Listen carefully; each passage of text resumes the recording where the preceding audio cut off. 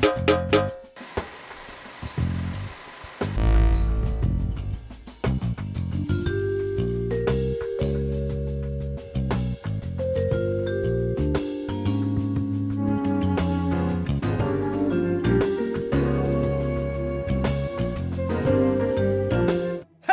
everybody, Ollamh here, and welcome back to The Lost Cases of Sherlock Holmes.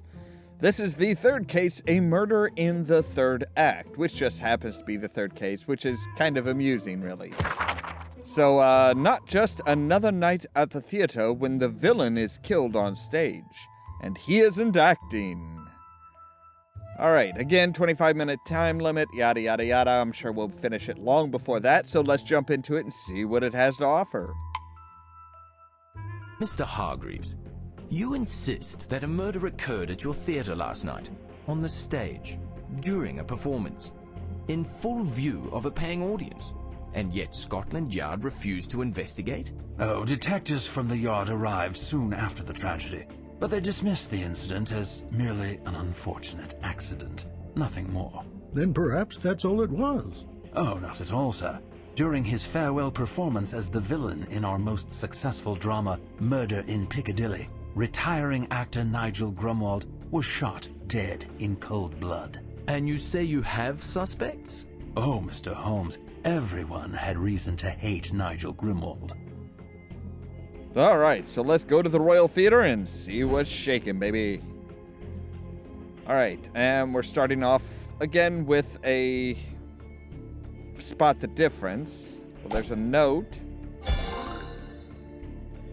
Grumwald wrote that.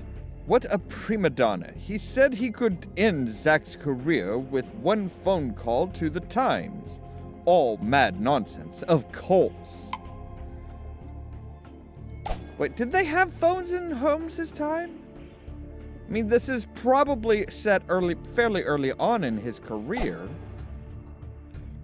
That's the indication that I'm getting anyway.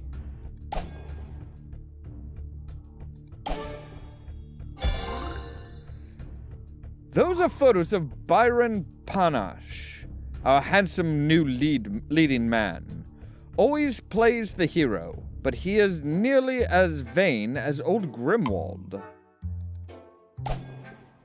Wanted poster. It appears that a string of burglaries have occurred in this vicinity.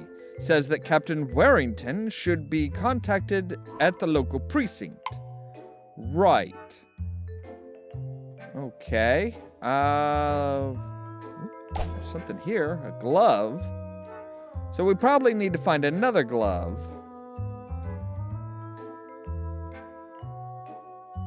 That would be my guess anyway. Okay, there's a hint. That'll help. Yeah, I'm not really seeing much in the way of... Oh, no. Thought I saw something, but I didn't.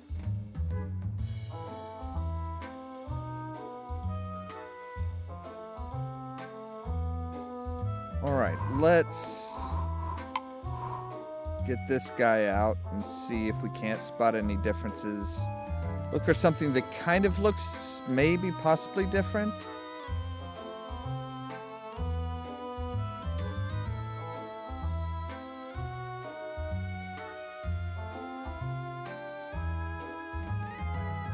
There's the other set of gloves. Ellen Perry, my lead actress, wears those gloves in every scene of the play.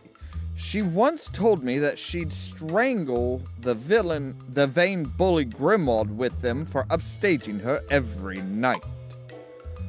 Well, that's not something you want to be heard saying.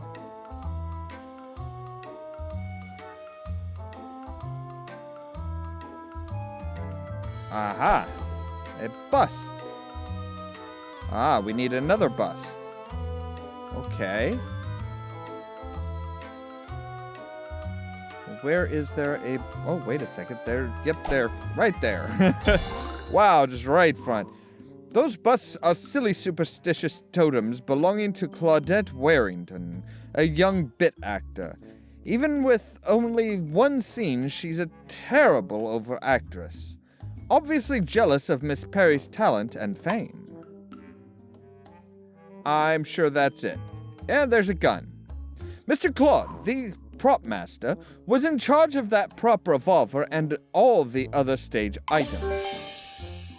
Compare the prop revolver with the murder weapon to identify the differences. Well, there's one. It's cocked. It's got a ring there. Chamber release.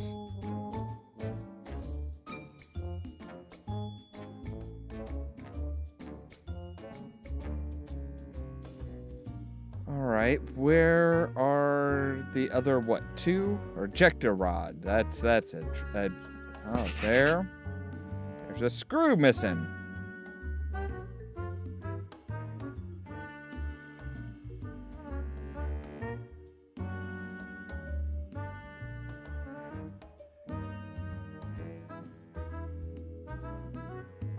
Yeah, I'm not seeing the other, the last one. Like, at all.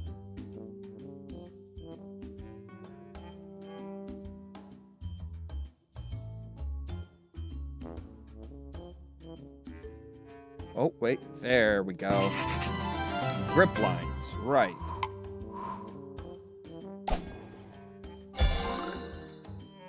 It looked as though the entire revolver was switched, not just the bullets. Mr. Claude, the props master, was in charge of that. Yeah, you've already given us that. The murder weapon is not just any genuine firearm, Mr. Hargreaves. It's a special issue London police revolver, one given only to precinct captains. Well, that's suspicious. Very suspicious. So, was somebody trying to implicate that the police captain in charge of the burglaries was responsible for this murder? That's kind of what it seems to be leading to.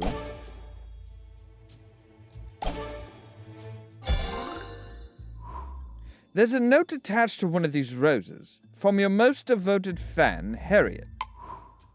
Oh, her. Harriet Fanthorne. She attended every one of Grimwald's performances. She regarded his retirement as his abandonment of her. Obsessed nutter, if you ask me. Yeah, I would agree, and highly suspicious. So there's torn pages.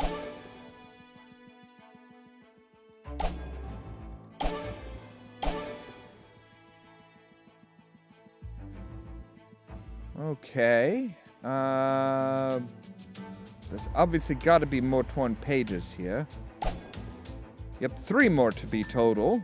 To be accurate, I suppose I should say. Newspapers, newspapers, newspapers. Someone circled the London Times review of the murder in Piccadilly. The drama critic praises Grimwald, but says that the lovely yet hopeless nobody playing the maid should stay in the broom closet where she belongs. That's not very nice. There's tomatoes. Oh, thrown tomatoes. Or at least one thrown tomato. That tomato scrawled message likely came from Dudley, the stage manager. Grimwald always treated him like a peasant servant. Easy revenge for Grimwald's insulting and boorish behavior. Alright, so white cap. Yep. The cap and gloves are from Claudette Warrington's French-made costume. Oh, wasn't that the one that, you know, was like, oh, she should stay in the, she should stay in the broom closet? These pages, they're from a script for Romeo and Juliet. Someone tore them out and scattered them here. And it's our job to put them back together.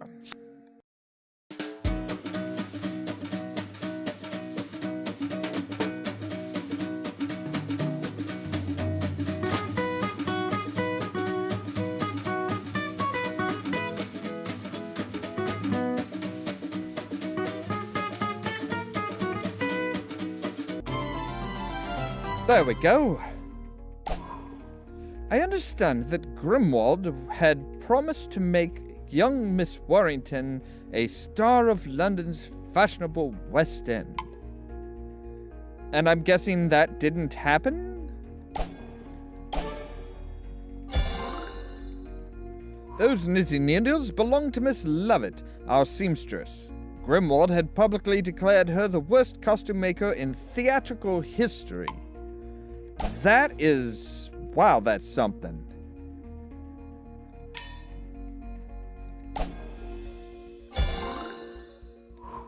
There's an amorous note accompanying the champagne from M.H. Who could that be? Margaret Hargraves, your own wife, Mr. Hargraves. Am I correct? Oh, yes, I'm afraid so. Suspicious?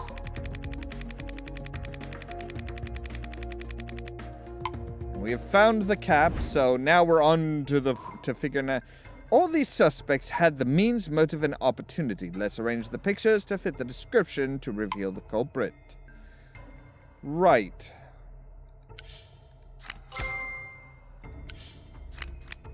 No, he's got a scarf.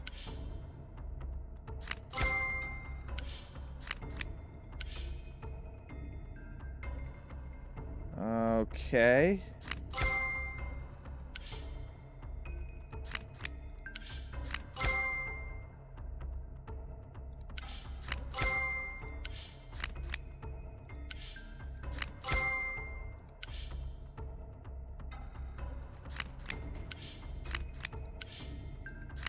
Right.